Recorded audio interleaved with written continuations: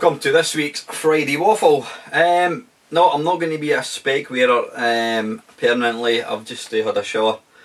I took my contact lenses out and I couldn't be arsed putting my lenses back in, hence the reason I've got them on. Apparently it makes me look quite intelligent as well, so yeah, it's Friday, thank God. Now I know I say this every week, but I'm absolutely delighted it's Friday. It's been a bugger of a week, it really has. You know, you get some days where you're like, I can't possibly cope with this amount of work. Yeah, you know what, it is what it is. It pays the mortgage, and I actually quite enjoy the job itself. It's just sometimes there's far too much gets put our way. So anyway, I hope you've had a decent week.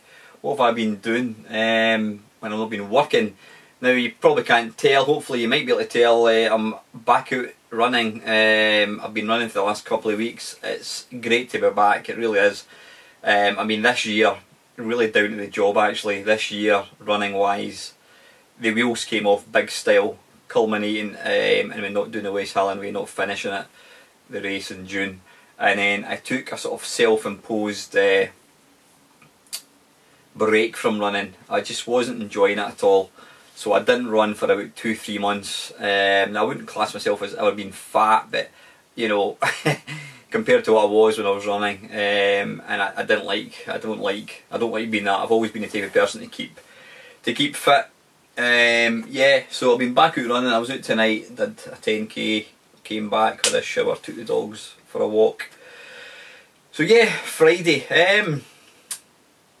Yeah, what have I been doing? Well, listen, before I can forget, play Manchester last weekend. Really good time. It went in really quick. I mean, if anybody has maybe watched my video, you'll know exactly what happened. I drove down on Saturday. Was it Saturday morning? Aye, it was Saturday morning. Drove down early Saturday morning. Got back late Saturday night. Had a really good time. Quite a few people were a bit critical about. They felt that the video games and the arcade games were sort of pushed to one corner and didn't think they really took up much space. I don't know. I mean, it was a big hall. It was obviously very open plan, so you never actually felt like you were leaving one area. You kind of felt like you were part of everything, if that makes any sense. There was a lot of for sale stalls, obviously. There was quite a few kind of indie stalls, but no, I actually felt that the arcade section was alright. You know, I mean, I've only been to, well, that's the second Manchester one I've been to, and one of the guys, I can't remember who it was, thank you very much anyway, you mentioned that there's actually going to be a Play Glasgow, so that's excellent news. It means I can go along and only drive for half an hour as opposed to about 4.5 hours to get to it. So yeah, I think that's it's in June, so I shall definitely be going to that one. But yeah, in the main, had a really good time. Didn't get much an opportunity to play games. I spent most of my time looking for YouTubers, in particular Mark. I mean, I found Adam, Amiga Old School. I found him very quickly actually, which was great because we caught up and obviously made a short kind of bit of the video. But yeah, I spent most of my day just wandering about, looking rather than actually playing anything. If things were different, I would probably go for 2 days. I would have a day where I was just kind of socialising, and I'd have a day when I was actually just playing games. But yeah, some people seem to think it's lost its touch somewhat. I suppose I am kind of interested in current games. You know, I'm not one of these. I mean, the funny thing is, when I go along to these kind of retro events, I never ever play any of the sort of like the consoles or the home computers, because I've got them all here, and I really don't see the point of playing a Mega Drive game or a C64 game when I've got it here. So all I do is look. Don't get me wrong, there was some fantastic, really kind of like old systems, like was it the Tatong, Einstein, various other ones, really cool sort of machines. So it's nice to see them, but I certainly didn't play any at all. I mean, actual arcade wise, what did I play? I had a couple of goes of Robotron. I played Galaxian. Did I play anything else? I can't remember if I did. Gutted there was no track and field. I've never seen a track and field machine. I don't know whether it's because they're such kind of physical games that they're quite rare. But yeah, they didn't have any at Play Blackpool. I don't even think there was any at Manchester the year before as well. So I would love to see a track and field. That's one of my favourite arcade games. So yeah, what did I do? In fact, I'm going to give you, I was up in B&Q yesterday actually, and I've been meaning to put up some more shelves in this little games room now. You maybe can't really get a sense of just how small this games room is, but it's very small. I mean, I don't know what it is. There's enough room to get a single bed in it, and I don't know, maybe 2 single beds, maybe a double bed and a tiny wee bit left over. But you know, so I don't have a lot of room, but what I have got in here is absolutely jam-packed to the gunnels with stuff. So yeah, I bought some things which I'll let you see in a minute from last week. In fact, I tell a lie, I bought 4 from Manchester last week, and I bought 8 from, where was that again? I was at Comic Con in Glasgow about 2 weeks ago, I think it was. So yeah, I wanted to put them in a shelf and I simply didn't have any space. So I have put up a shelf, so I'm going to go and let you see it. Right, okay. So what I've done here is, oops a daisy, up the top here, not really much a change. That's a chocolate 360 controller here. I've moved some of my stuff up here. I've got my Back to the Future cars up there. Excuse me. I've got nothing really changed here at all. I got this guy for my, was it my birthday or Father's Day? I think it might have been. Got my Vectrex games there. Yep, all that. That's nothing's really changed there. I've now got my PlayStation 1 on top of an Xbox 360, which probably isn't a good idea given how alarmingly frequently they overheat. Down here, doesn't matter, you've seen all that before. Yeah, the big change is I have now got a shelf, this shelf here. So I've got the very first video game I ever bought, Crazy Kong. I've got Ava's Amiibo. Ava's Amiibo, one of my favourite games of all time, the classic Beachhead. Ava's Amiibo, ditto. And again, that was actually got that game plus the Crazy Kong one. They were the first 2 Commodore 64 games I ever owned.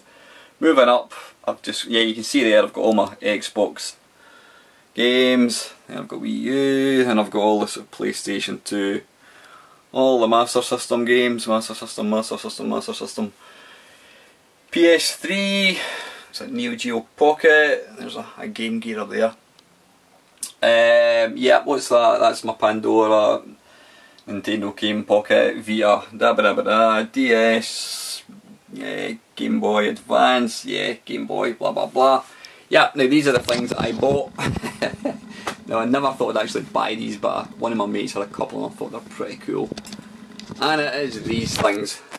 Yep, it's the Pops. Now if you've ever been to a Comic Con or any retro event, you'll see a billion people selling these, but I'm only going to get the main characters out of the first Star Wars film, and that'll be me, because you quite literally you can buy them for every single film ever.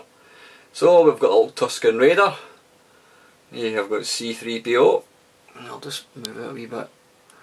We have got Han Solo, apparently he is quite rare, although I picked him up for £10 easily enough. We have got Luke Skywalker, Tatooine. We've got a Jawa, I think he's quite cool actually, he's going to be kind of funny eyes. I like this guy, I like Chewbacca, he's pretty cool. Right, I'm going to zoom in because I can't be arsed getting a chair. Up here I have got Stormtrooper. It's like great, that's Yoda. I'm not convinced it looks awful like Yoda, but anyway. We have got TIE Fighter, Mr. Greedo. You can't actually see him because of the light. There we go, there's Greedo. Hammerhead, he's in the cantina.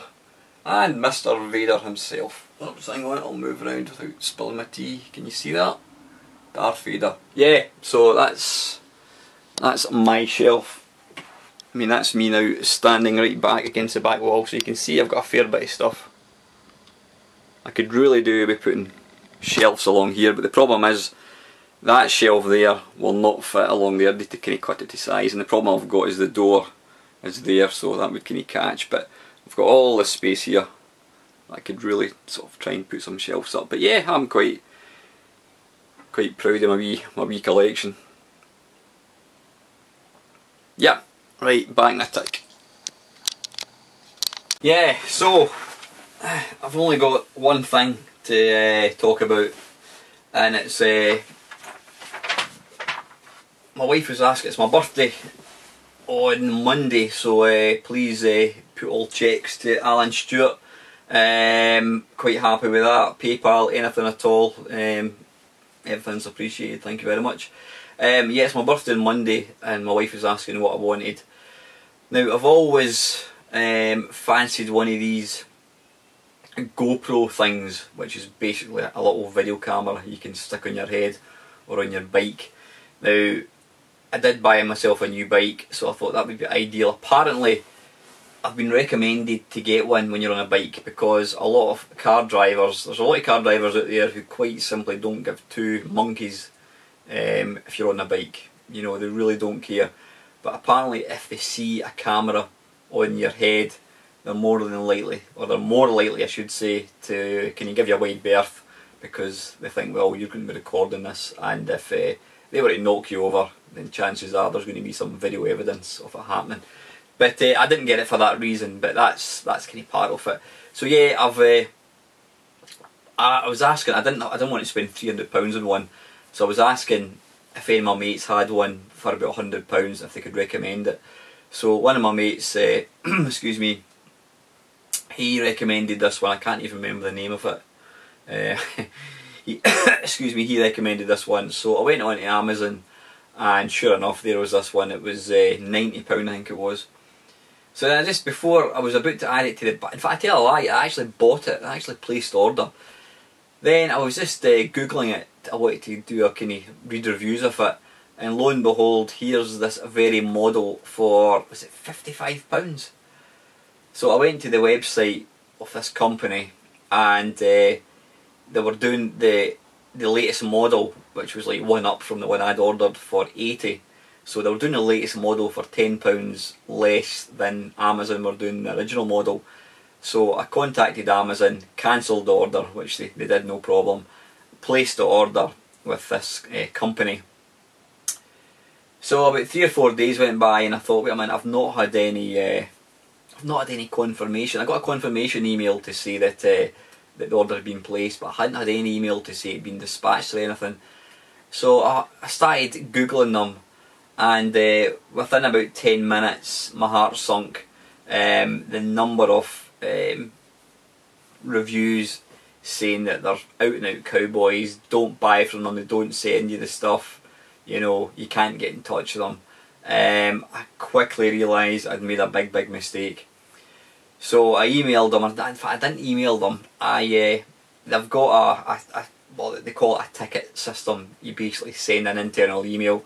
So I raised a ticket with them, which they're supposed to get back to you within 24 hours.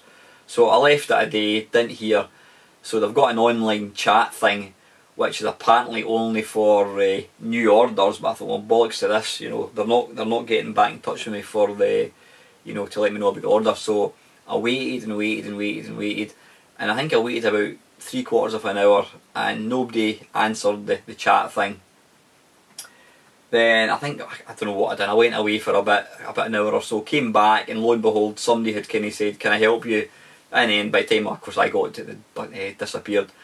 So anyway, cut a long story short, I realised I'd made a big mistake, so I contacted PayPal, raised a dispute with them, but they said what you need to do is you need to contact them again and, you know, find out what's happening. So I started to think to myself, well, you know, it's only been, I think, maybe 5 days, I've not had anything back. But I then quickly realised that the company, although they give the impression they're UK based, are actually based in China. Now, I've bought quite a few things from China in the past, and I've got to say I've always been happy with the service. Yeah, it will take a while to come, you know, but you know, you're getting it for a good price.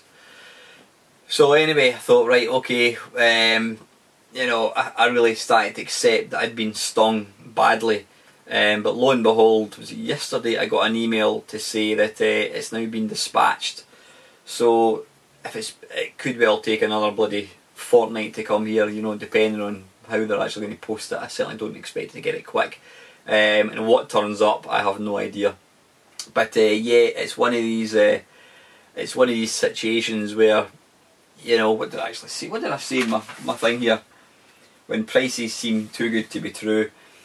Yeah, I think possibly this was one of these examples. You think to yourself, for the sake of, oh, I'll save 20 quid, and you buy it from like an unknown website, and some days it can come back and bite you in the arse, which I thought this was going to do. I mean, to be honest, if I'd known I was going to have the same carry on, like I have, I would have just probably stuck with the Amazon one. I'd have probably gone for the cheaper one, and yeah, just use that. But yeah, it's just got me thinking, have you ever placed an order for something because it was, you know, cheap? Or not even so much cheap, have you ever bought something and it's never turned up, you've lost it, and you've basically lost the money? I mean, I think the only one time I have ever been conned, I guess, was I sold, what was it? Was it Star Fox? I think it was Star Fox for the C64. I sold that on, not in fact, it was Lilac Wars, I think it was, which was, or Star Fox for the N64. I sold that in the, no, I'm talking bollocks, I bought it, I should say, I bought it, and I never ever got the thing, and the guy never responded to messages or anything. So that was just an eBay experience. You know, but I don't think I've ever bought anything. I've bought plenty of stuff and I've regretted it because maybe it wasn't as good as I thought it was going to be, or it wasn't what I thought it was going to be. But so far, touch wood, I've never actually lost money. I've never lost anything like that. I really did start to think that I wasn't going to get this thing. It's still, maybe I might be talking too soon, but we shall see. We'll see if this GoPro thing turns up. I did do a review, not a review, I did a like whatever it's called, Dacia or something, I think it's called, something like that. I did a kind of Dacia versus GoPro, and it seems to kind of get good reviews, so we'll see. We'll wait and see if it turns up first. So that is that. There's really nothing else topical wise. Yeah, I've had a lot of I'm not gonna spoil it, but me and a fellow YouTuber did we got together on whatever day it was. After several attempts, we got together on, what day was it? Was it Tuesday? I think it was. We got together on Monday, Tuesday night, I think it was, to record a video, and it went really well. Now the only thing is, well, I said I'm not going to spoil it, but it's taken a hell of a long time. It's taken me 3 days to try and edit this bloody thing together, and I've not closed down the editing software on the computer, and I'll be absolutely gutted if there's a power cut or something. I mean, you can save it, but I don't know how reliable that is. But yeah, I've been editing this video for about 3 days. Hopefully going to get it out on Sunday maybe, because obviously this is going out tonight. You'll probably not get anything on Saturday, and then I'll get this thing out on Sunday. But yeah, one thing that I really enjoy, and I think people have probably picked up on this, I really enjoy doing the collaboration stuff. I'm one of these guys, I like to talk to people. I really do. I mean, doing this is alright, you know, but ultimately I'm just talking to an animate object. But I love just sitting down with somebody and just chewing the fat with them, talking about the stuff that we love, video games. So yeah, that's the second one that we've done. I want to get more of these done. I need to try and get some more Blind Mates only as well.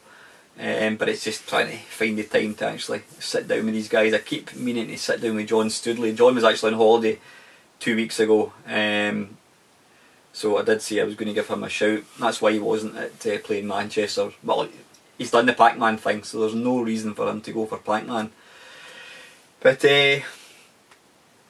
Aye, so I've really enjoyed doing these collaboration videos. They're a lot of fun, and I think when you're having fun, I think the listener, the text, they pick up on that as well. There's nothing worse than somebody just going through the emotions, and you know, I think people pick up on that.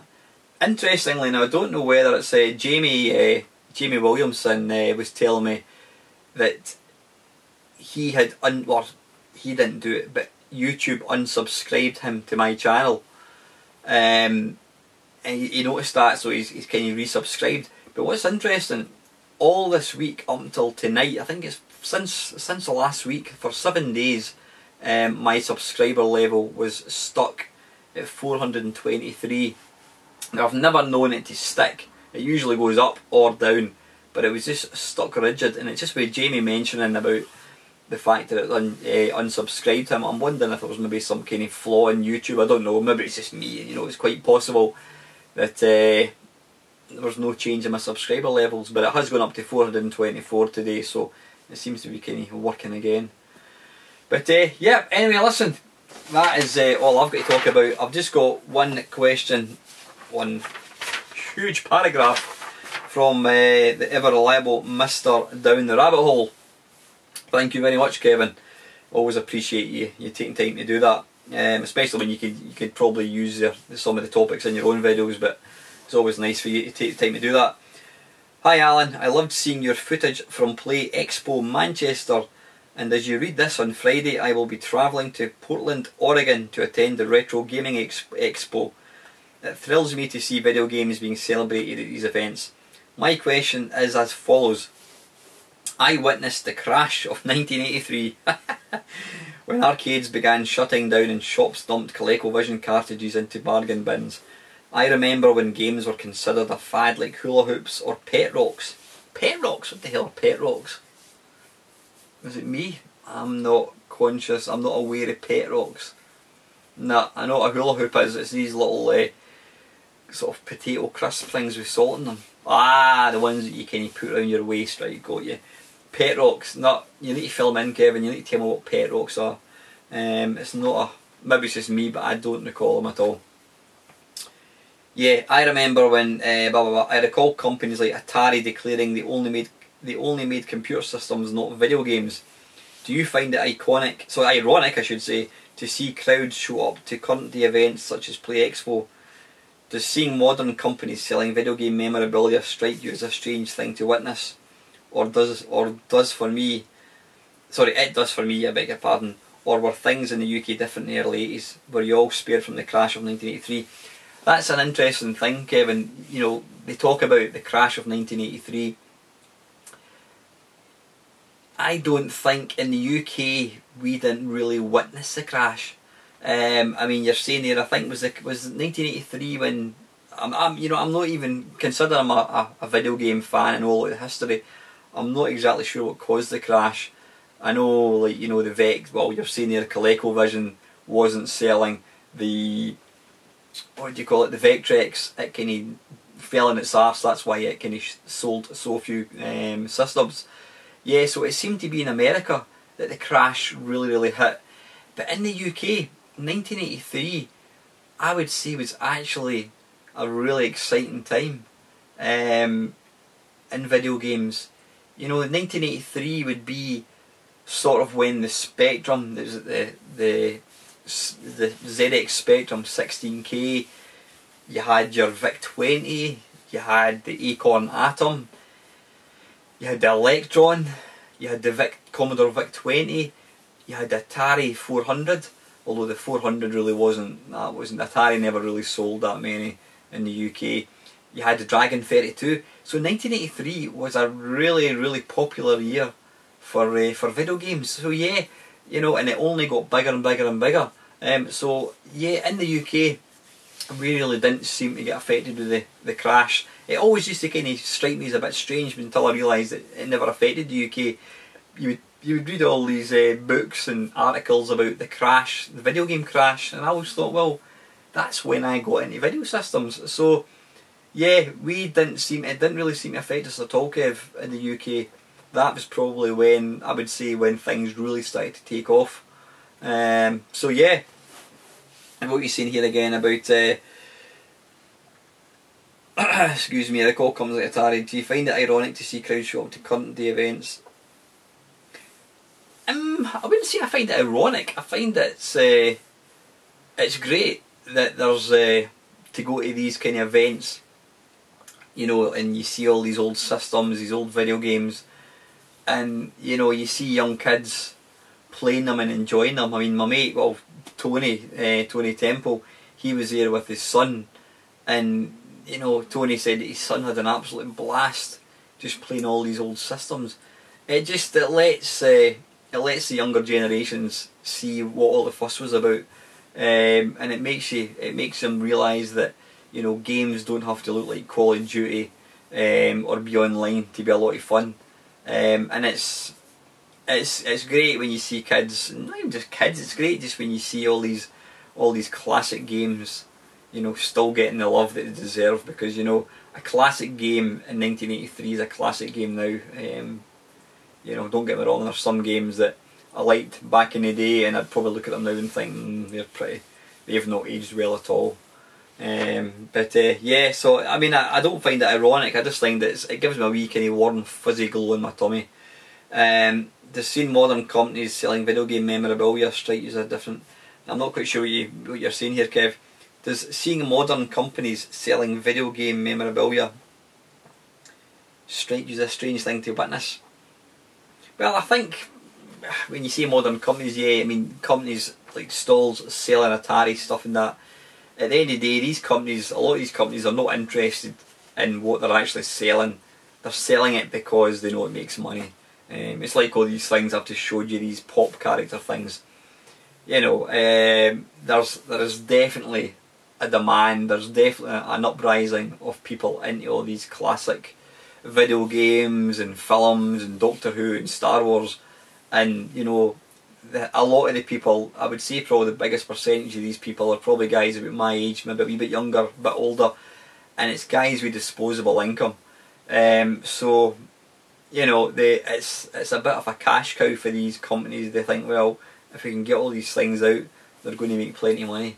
And they do, you know what I mean, because I say guys like myself, not that we're loaded at all, but we've certainly got more disposable income now than you did when you were a kid. You had £10 to spend, and you know, they know that there's a group of people of society who absolutely lap up all the classic systems, classic video games, classic TV, and they're willing to put their hand in their pocket and spend money. So yeah, I think it's a great thing. I really do. But anyway, listen guys, I think that is it. It's probably not a big waffle, but I really didn't have that much to really talk about this week. I promise I shall have more for you next week. Yeah, I'm looking forward to getting this video out on Sunday. I hope I haven't built it up too much. Don't get your hopes built up too much, but it's been an interesting video. It's basically just me and another guy talking, and I've been overlaying photographs and bits of video and that kind of thing, so it's been an absolute ball ache when it comes to producing the thing. So hopefully my computer won't reset before I get time to actually publish it, and hopefully you guys will enjoy it. So anyway, that is it. Have a nice weekend, as usual. Please continue to support me. I'm always hugely grateful for the support you guys give me. Hope you enjoyed watching it, guys, and as usual, thank you very much for watching. Thanks for watching my Mamemeister channel. Please feel free to like, comment or subscribe. You can also follow me on Facebook and Twitter.